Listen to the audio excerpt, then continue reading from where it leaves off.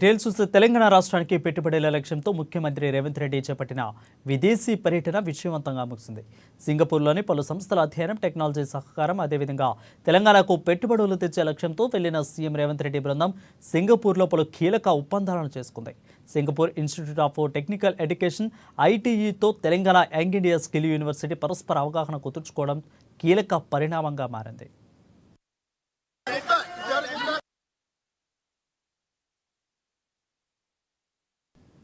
Singapore పర్యటనను విజయవంతంగా ముగించుకున్న CM బృందం దావోస్కు వెళ్ళింది. ఇక సీఎంతో పాటు మంత్రి శ్రీధరబాబు, అధికారులు ఉన్నారు. దావోస్లో 4 రోజుల పాటు జరిగే వరల్డ్ ఎకనామిక్ ఫోరం వార్షిక సదస్సులో పాల్గొన్నారు.